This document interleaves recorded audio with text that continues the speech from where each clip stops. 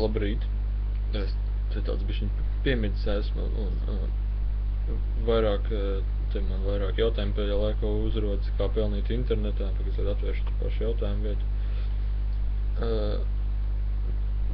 Visiem paliek aktuāli jautājums, kā pelnīt internetā, kas ir ļoti normāli. Pagaid, ģitāra. Viena dziesma.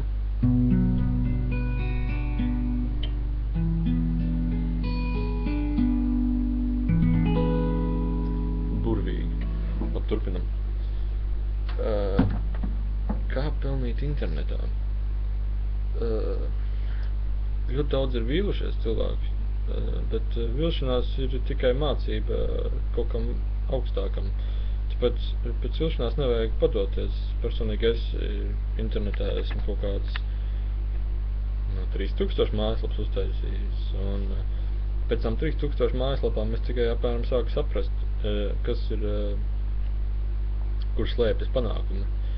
Tu vari taisīt mājaslapas ar daudz skatījumiem, pelnīt daudz vai maz.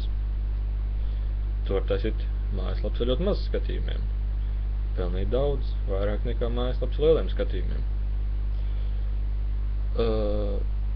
Ļoti specifisks tas internets ir, bet arī daudzi mēģina tās programmas, ar kurām var pelnīt internetā, un daudzas no tām ir tādas, kur ļoti daudz darbspēks jāieliek cilvēkiem iekšā, kad tev vēl kāds raksta jautājums. Un tad vienkārši jūs izvēlaties to, kas jums liekas, ko jūs ļoti viegli varētu. Personiski man ļoti uzrunāja mājaslapas taisīt un izveidot reklāmu laukumus, kas ir ļoti vienkārši. Tu uztais mājaslapu, ievieto reklāmas iekšā. Personīgi man tas ir AdSense. Un tev par to maksā, piemēram, mājaslapa par kaut kādu tēmu, ko tev patīk rakstīt. Sarakst pats to tēmu, uztais vairākās valodās. Ar vienu valodu nekad neaprobežojies. Un es pateikšu 3 valodas, kurās noteikti nevajag taisīt mājaslapu. Pirmā ir latviešu valoda, otrā ir angļu valoda, trešā ir krievu valoda. 3 valodās nekad mūžā netais mājaslapu. Tad, kurās nevajadzētu taisīt valodu, ir franču, itāļu, vāciešu, spāņu. Konkurence uz Google ir milzīga. Taisi tikai tad, ja tev ir 1000 lapas, un tu esi ļoti profesionāls ar to, kā dabūt savu lapu pirmajās vietās Google. Tālāk. Cik var nopelnīt? Teikšu godīgi, Latvijā necik. Kaut kāds 100 eiro mēnesī, varbūt 60 eiro mēnesī. Angļu valodā faktiski necik. Arī tikpat.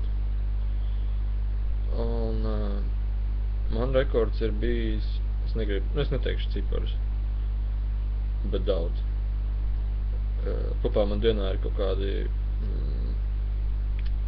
man bija 40 000 unikālai dienā, bet Google nāca jau ārā jauni standarti, un pusi no lapām nobloķēja, ienākumi 4 reizes mazāki palika. Es neteikšu ciparus. Un nopelnīt ar daudz. Ja tev ir lapas, kurām ir 600 000 skatījumi,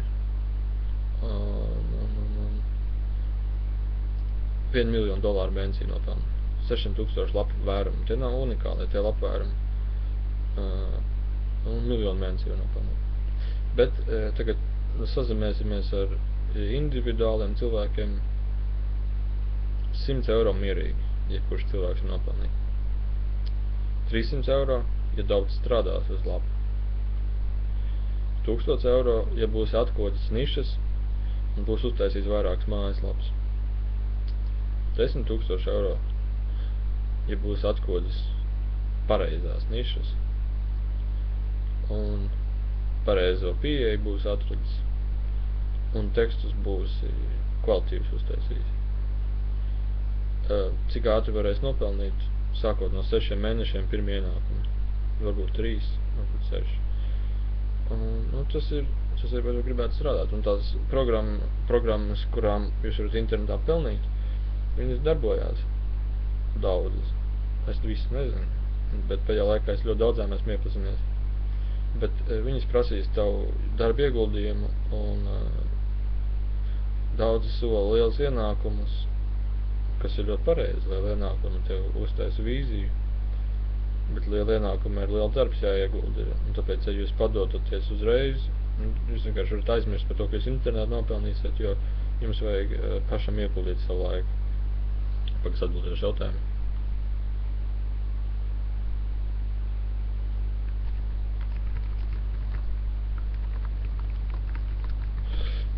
Un, ja jūs gribat sākt pelnīt ar AdSense programmu, reklāmu laukumiem, tam līdzīgi no AdSense nav vienīgais, bet tas principā balstās uz to, ka jūs ievietojat savā mājaslapā reklāmu, jūs reģistrējaties AdSense komandā, jūs pats izveidojat savas reklāmas, tur krāsu, izmērus, jūs iekopējat savā mājaslapā to reklāmas kodu, un tad automātiski visādas reklāmas tur rādās, neatkarīgi no jums. Jūs neko neizvēlaties, jūs vienkārši izveidojat reklāmu, krāsas un izmēru. Tas ir viss, ko jūs dariet. Jūs iekopējat to reklāmu, vai tā ir garena, vai tas ir kvadrāts, jūs ievietojat viņu tajā mājaslapā savējā, un tur visu laiku rādās visādas reklāmas. Pats uz reklāmām nekad mūžā nespiežiet, nevienam draugam nesakiet, lai skatās jūsu reklāmām, un ļoti rūpīgi lasiet Google noteikumus, lai nav tā, ka jūs vienkārši nobloķē. Bet ir daudz knifiņu, kā palielināt ienākumus, un to es vairāk stāstīšu, ja kāds prasīs. Es vienkārši tagad pašu principus pastāstu. Jā, tas pamatā viss. Ja jūs izgāžaties, mēģiniet vēlreiz, bet tad, kad jūs izgāžaties, mēģiniet saprast, kāpēc jūs izgāzāties. Bet saprast, nevis tāpēc, ka man liekas, ka es sapratu, jau ir tā, kā man likās pirms tam, bet saprast, ko jums vajadzēja darīt, lai jūs neizgāstos. Un mēģiniet vēlreiz, mēģiniet, un jo vairāk jūs mēģināsiet bez finansiāla ieguldījuma, jūs atdosiet savu darbu, jo vairāk jūs sapratīsiet, un tā, ka jūs sāksiet pelnīt vairāk, tad jūs varēsiet veikt ieguldījumus. Un, lai uzsāktu mājaslapas taisīt, jums vajag beidzot saprast, ka jā, es tiešām to gribu, vienalga, ko tas man prasīs, pat iemācīšos, kā viņus uztaisīt, jo tas ir ļoti vienkārši. Un otrs jums ir jāsāk to darīt. Un paldies par skatīšanos, uz vēršanos.